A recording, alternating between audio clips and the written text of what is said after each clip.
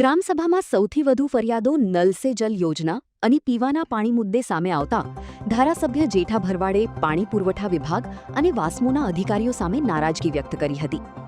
ધારાસભ્યએ અધિકારીઓને સ્પષ્ટ શબ્દોમાં જણાવ્યું કે લોકોને પીવાનું પાણી ન મળે તે કોઈપણ સંજોગોમાં સ્વીકાર્ય નથી. આગામી 15 થી 20 દિવસમાં પાણીની સમસ્યાનો કાયમી ઉકેલ લાવો. સાથે જ જ્યાં જ્યાં નલ સે જલની કામગીરી પૂર્ણ બતાવવામાં આવી છે ત્યાં અધિકારીઓ, સ્થાનિક સરપંચ, પદાધિકારીઓ અને ધારાસભ્યની ટીમ દ્વારા સ્થળ પર જઈ વાસ્તવિક સ્થિતિની તપાસ કરવા સૂચના આપવામાં આવી હતી.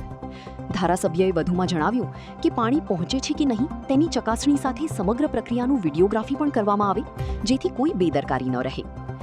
આજરોજ તાળવા મુકામે ગ્રામસભાનું આયોજન કરવામાં આવ્યું હતું. એની અંદર તમામ ગામમાંથી તમામ સમાજના વ્યક્તિઓ હાજર રહ્યા હતા. ગ્રામસભાની અંદર જે પ્રશ્નોની ચર્ચા થઈ એ પ્રશ્નો સત્વરે ઉકેલવા માટેની પણ વાત થઈ. પાણીની હોય, રોડ, રસ્તા, લાઇટ આ બધાની વાત થઈ છે. ચર્ચા કરીને બધા અધિકારીઓ પણ હાજર રહ્યા. તમામ અધિકારીઓની હાજરીમાં ખાતરી આપી છે કે 15 દાડા 20 દાડાની અંદર તમામ જે કંઈ રજૂઆતો આવી છે એને પૂર્ણ કરવામાં આવશે. અને આજની ગ્રામસભામાં પણ ખૂબ મોટી સંખ્યામાં માણસો હાજર રહ્યા. તે બદલ ગામના વડીલો, યુવાન મિત્રો, કાર્યકર્તા મિત્રો તથા મામલતદારશ્રી, તાલુકા પંચાયતના પ્રમુખ, ઉપપ્રમુખ, પાર્ટીના પ્રમુખ અને જિલ્લાના ડેલિગેટ અને તાલુકાના ડેલિગેટ તમામ હાજર રહ્યા. ખૂબ લોકોની સાથે ખુલ્લા મને ચર્ચા થઈ. પ્રજાને પણ એમ આનંદ થયો અને એમના વતી જે કામો કરવાના બાકી છે એ કામો પણ તાત્કાલિક ધોરણે થાય એવી વ્યવસ્થા કરવાની પ્રયત્ન કર્યો. એના માટે બી અત્યારે તમામ જગ્યાએ કામગીરી ચાલુ છે. સરકારમાંથી પણ ફરીથી જ્યાં જ્યાં ત્રુટીઓ છે, જ્યાં જ્યાં તકલીફો છે એ બધી તકલીફો દૂર કરીને વહેલામાં વહેલી તકે તમામ ગામોને પાણી પીવાનું મળે એના માટેની સરકાર તરફથી સ્પષ્ટ યોજના છે અને સૂચનાઓ પણ આપવામાં આવેલી.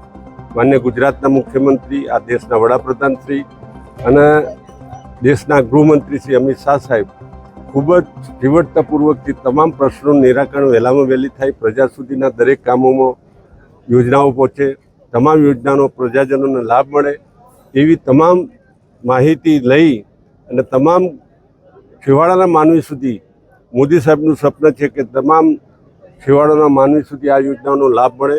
દેશનું નેતૃત્વ મોદી સાહેબ જ્યારે 12 વર્ષ પૂર્ણ કર્યા છે અને હજુ પણ 2047 સુધી મોદી સાહેબનો પ્લાન છે કે ભારતનું કેવું હોવું જોઈએ એ પણ એના પર અમલ ચાલુ થઈ ગયો છે. તમામ અધિકારીઓને પણ આ બાબતે સૂચના આપી કે શું શું કરવું જોઈએ, શું શું ના કરવું જોઈએ. આ તમામ વસ્તુઓ એમના ધ્યાને આવેલી છે અને એના માટે રોડ મેપ બનાવેલો છે.